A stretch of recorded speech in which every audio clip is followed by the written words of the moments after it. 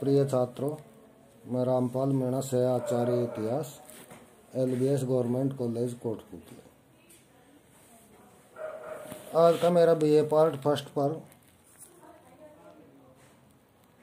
महाजनपद काल पर व्याख्यान है और ये पेपर फर्स्ट का टॉपिक है। कई बार आपसे परीक्षा में प्रश्न इस तरह से पूछ लिया जाता है, महाजनपद काल पर संक्षिप्त टिप्पणी लिखिए, अथवा 6ठी शताब्दी ईसा पूर्व के 16 महाजनपदों के बारे में आप क्या जानते हैं। कभी कभार 6ठी शताब्दी ईसा पूर्व की राजनीतिक स्थिति के बारे में पूछ लेते हैं। इन सभी का उत्तर एक ही है और वो है महाजनपद युग या महाजनपद काल। ईसा पूर्व 6ठी शताब्दी में भारत में अनेक जनपदों का उल्लेख मिलता है, जिनमें कुछ छोटे तथा कुछ बड़े जनपद थे। इनमें कुछ राजतंत्रात्मक थे तो कुछ गणतंत्रात्मक। सर्वप्रथम ब्राह्मण ग्रंथों में जनपद शब्द का प्रयोग मिलता है। जनपदों के संगठन का आधार ऋग्वैदिक कालीन जन थे, जो अपने आप को एक पूर्व पुरुष की संतान मानते थे। अतः ये जन ही जनराज्य या जातीय राज्य कहलाए। कालांतर में एक निश्चित भूभाग में बस जाने के कारण ये जनराज्य जनपद यानी जन द्वारा आवासित क्षेत्र कहलाए। इन जनपदों में कालांतर में आर्यों के साथ साथ अन्य वर्गों के लोग भी बस गए थे, लेकिन शासन सत्ता पर प्रभाव आदि जन के प्रतिनिधियों का ही रहा। धीरे धीरे इन जनपदों में भौगोलिक क्षेत्र के विस्तार के लिए संघर्ष हुआ। अतः छोटे छोटे जनपद बड़े बड़े जनपदों में विलीन होने लगे। ये बड़े जनपद महाजनपद कहलाए। 6ठी शताब्दी ईसा पूर्व तक इस प्रकार के 16 महाजनपदों व कुछ गणतंत्रात्मक राज्यों का उल्लेख मिलता है। अतः इस काल को महाजनपद युग के नाम से जाना जाता है। अब हम ये आपको बताएंगे कि जनपद युग की जानकारी के साधन कौन कौन से हैं। जनपद युग की जानकारी के साधन हैं ब्राह्मण एवं उपनिषद साहित्य, रामायण, महाभारत व पुराण साहित्य तथा जैन एवं बौद्ध ग्रंथ। इनमें जनपदों का विवरण मिलता है। लेकिन जनपद युग की प्रामाणिक जानकारी जैन एवं बौद्ध ग्रंथों से प्राप्त होती है और इनमें भी बौद्ध ग्रंथ अंगुत्तर निकाय द्वारा प्रस्तुत विवरण को अधिक प्राचीन व समसामयिक होने के कारण जैन ग्रंथ भगवती सूत्र की अपेक्षा अधिक प्रामाणिक माना जाता है। अब ये 16 महाजनपद कौन कौन से थे, इनका संक्षिप्त विवरण मैं आपको प्रस्तुत कर रहा हूँ। बौद्ध ग्रंथ अंगुत्तर निकाय के अनुसार 6ठी शताब्दी ईसा पूर्व में भगवान बुद्ध के काल में 16 महाजनपद विद्यमान थे, जो निम्नलिखित थे। Number 1 Anga, number 2 Magadh, number 3 Kashi, number 4 Kaushal, number 5 Vajji, number 6 Malla, number 7 Chedi, number 8 Vatsa, number 9 Kuru, number 10 Panchal, number 11 Matsya, number 12 Sursen, number 13 Asmak, number 14 Avanti, number 15 Gandhar एवं नंबर 16 कंबोज। इनका विवरण निम्नानुसार है। नंबर 1 अंग, यह मगध के पश्चिम में स्थित था और इसकी राजधानी चंपा थी।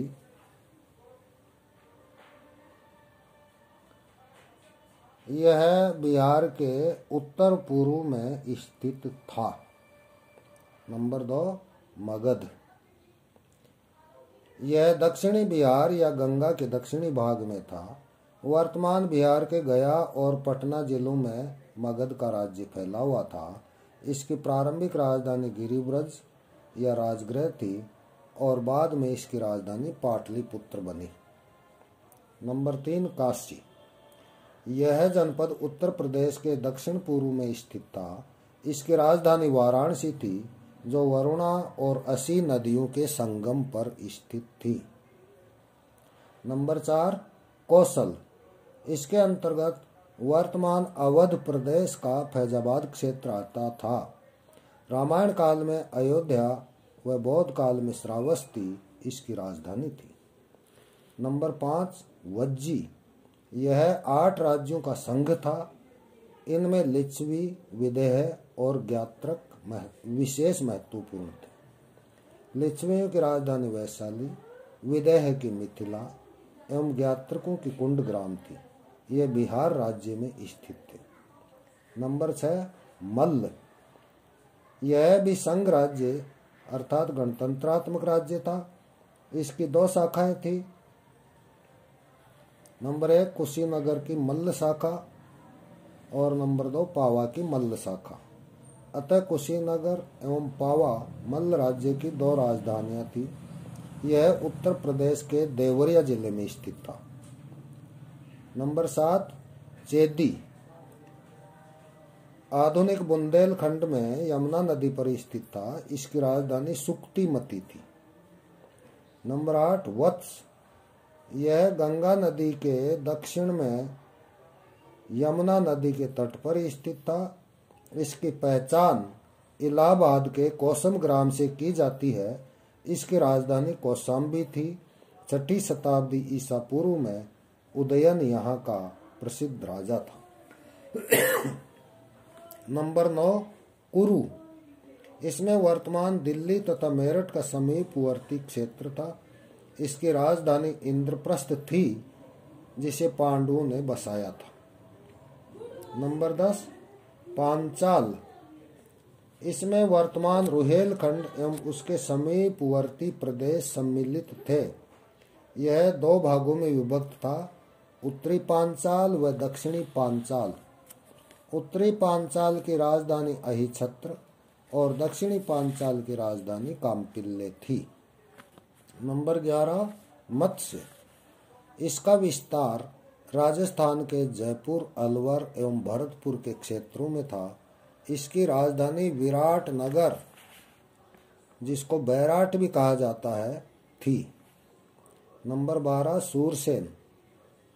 वर्तमान ब्रजमंडल क्षेत्र इस जनपद के अंतर्गत आता था और मथुरा इसकी राजधानी थी, जहां पर यादव वंश के राजाओं ने राज्य किया था। इनमें कृष्ण, बलराम इनका महत्वपूर्ण स्थान है। नंबर 13, अस्मक।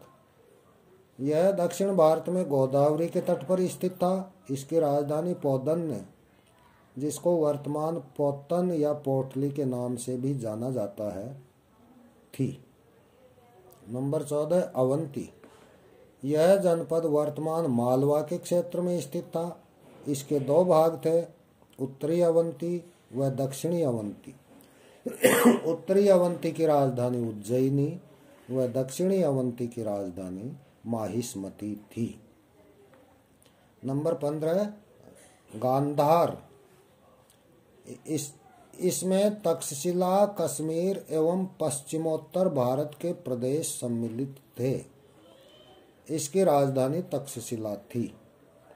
नंबर 16, कंबोज।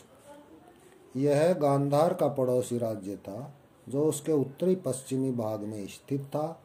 इसकी राजधानी हाटक थी, जिसे राजपुर के नाम से भी जाना जाता है। उक्त महाजनपदों में अंग, मगध, काशी, कौशल, चेदी, वत्स, मत्स्य, अवंती, सूरसेन एवं गांधार महाजनपदों में राजतंत्रात्मक शासन प्रणाली प्रचलित थी तथा वज्जी, मल्ल, कुरु, पंचाल एवं कंबोज में गणतंत्रात्मक शासन प्रणाली प्रचलित थी। इनमें से कुरु, पांचाल व कंबोज जनपद ने अपना राजतंत्रात्मक स्वरूप खो दिया था, तो सूरसेन जनपद गणतंत्र राज्य से राजतंत्रात्मक राज्य में बदल गया था। उपर्युक्त 16 महाजनपदों के अलावा देश में अन्य कई छोटे छोटे जनपद भी थे जो संभवतः अपने आसपास के महाजनपदों के प्रभाव में थे या उनकी अधीनता स्वीकार करते थे। ये थे केकय, मद्र, उसीनर, योधेय, मद्रक, त्रिगर्त, ये सभी पंजाब में थे। सिंधु, सोवीर, शिवी और अम्बष्ट ये सिंधु प्रदेश में थे। कलिंग और मूलक ये असमक जनपद के पश्चिम में थे। विदर्भ यह बरार में था। सौराष्ट्र, कच्छ ये गुजरात के पश्चिमी क्षेत्र में थे। राढ़ ये पश्चिमी बंगाल में था। पुंड्र यह उत्तरी बंगाल में था। बंग यह पूर्वी बंगाल में था। आंध्र, पुलिंद, मुसिक और सबर ये असमक के आसपास थे। और द्रमिल रट्ट जिनको तमिल राष्ट्र के नाम से भी जाना जाता है, ये सुदूर दक्षिण में स्थित थे। इसके अलावा साल व नैमिष आदि जनपदों का भी उल्लेख मिलता है। अवंती, मगध, वत्स एवं कौशल इस समय के प्रमुख राजतंत्रात्मक महाजनपद थे। पारस्परिक संघर्ष कर अपनी सीमाओं का विस्तार करना इन राजतंत्रात्मक जनपदों का मुख्य उद्देश्य था। इसी प्रक्रिया में वज्जी व अंग का मगध में और काशी का कौशल में विलय हो गया। इस काल में मगध, कौशल, वत्स एवं अवंती आपस में संघर्षरत थे। इस साम्राज्यवादी प्रतिस्पर्धा में अंततः मगध सफल रहा, जिसने लगभग समस्त भारत में अपना साम्राज्य स्थापित किया।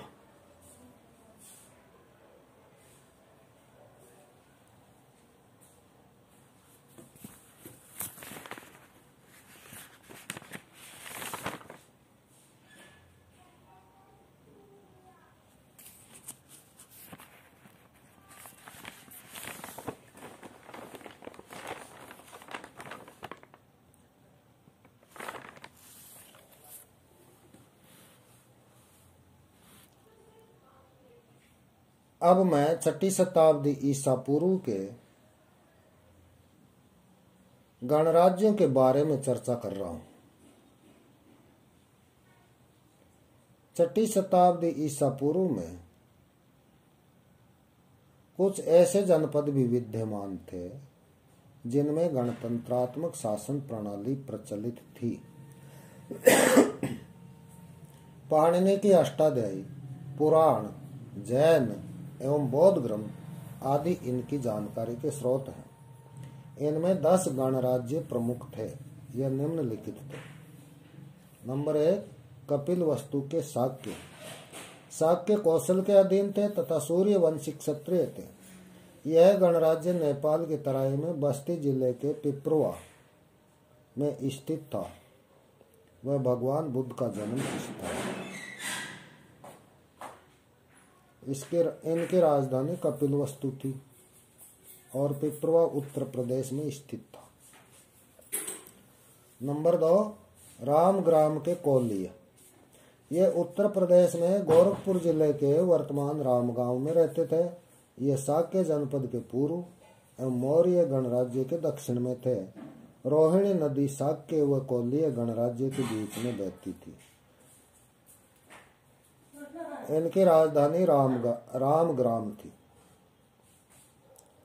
नंबर 3, सुमसुमार गिरी के भग्ग या भर्ग। यह गणराज्य सुमसुमार पर्वत पर स्थित था। यह आधुनिक मिर्जापुर जो उत्तर प्रदेश में स्थित एक जिला था, उसके चुनार नाम के स्थान में स्थित था। बौद्ध काल में ये वत्स के अधीन थे। इनकी राजधानी सुमसुमार थी। नंबर 4, अलकप के बुली। ये शाक्यों के संबंधी प्रतीत होते हैं इस गणराज्य की भौगोलिक पहचान स्पष्ट नहीं हुई है। इनकी राजधानी अलकप्प थी। नंबर 5, केशपुत्र के कालाम। बुद्ध के समय यह कौशल के अधीन था। यह संभवतः कौशल के पश्चिम में था। बुद्ध के प्रथम आचार्य आलार कालाम केशपुत्र के ही निवासी थे। इनकी राजधानी केशपुत्र थी।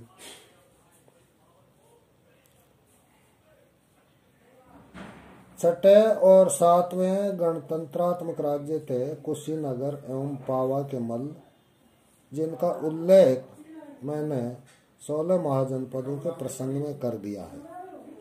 ये इक्ष्वाकु वंशीय क्षत्रिय थे। पूर्व में यहाँ राजतंत्रात्मक शासन था। अजातशत्रु के काल में यह मगध में मिला लिया गया, अर्थात मल्ल गणराज्य। कुशीनगर व पावा क्रम से भगवान बुद्ध व महावीर स्वामी के महापरिनिर्वाण के लिए भी प्रसिद्ध थे। इनकी 2 राजधानियां जो मैंने पहले भी बताई थी, कुशीनगर एवं पावा थी। नंबर 8, मिथिला के विदेह। मिथिला बिहार के दरभंगा एवं भागलपुर जिले में स्थित था। इसकी राजधानी आधुनिक जनकपुर थी, जो नेपाल की सीमा पर स्थित थी। रामायण काल में जनक यहाँ के राजा थे।